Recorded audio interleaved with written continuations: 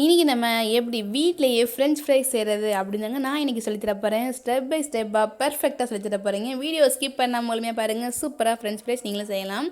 அதுக்கு நான் ஃபர்ஸ்ட் இன்றைக்கி 3 உருளைக்கிழங்கு எடுத்துருக்கேங்க. அது அழகாக மேலுள்ள தோல் சீச்சிட்டு நல்லா அழகாக நீல வாக்கில் இந்த மாதிரி கட் பண்ணி எடுத்துக்கோங்க. சரிங்களா, இதுதான் ஃபஸ்ட்டு ஸ்டெப். இப்போ செகண்ட் ஸ்டெப் என்ன அப்படின்னாக்கா, நம்ம நறுக்கின உருளைக்கிழங்குகளை அப்படியே வச்சிடாமல் அதை என்ன செய்கிறீங்க, டக்குன்னு எடுத்து ஐஸ் வாட்டரில் நல்ல சில்லுன்னு இருக்கக்கூடிய தண்ணியில் போட்டுருங்க.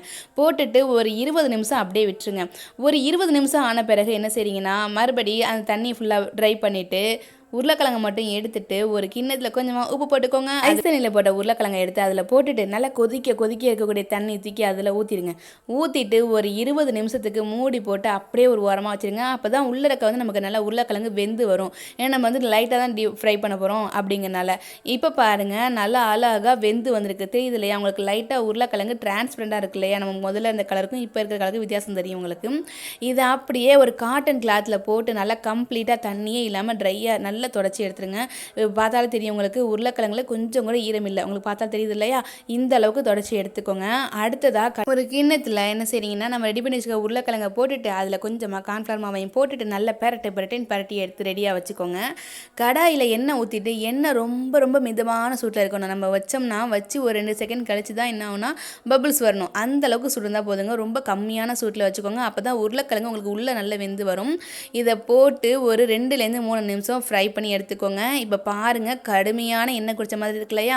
இது வந்து இப்படி தாங்க இருக்கும். இப்போ நம்ம வந்து எல்லாத்தையும் வேக வச்சு ரெடி பண்ணி எடுத்து வச்சுக்கலாம். ஒரு ஓரமாக ஒரு நிமிஷத்துக்கு நல்லா வேக வச்சு எடுத்து வச்சுக்கோங்க. அடுத்ததாக இது நல்லா கம்ப்ளீட்டாக ஆறணும். கொஞ்சம் கூட சூடு இல்லாதவருக்கு கம்ப்ளீட்டாக ஆறிடணும்.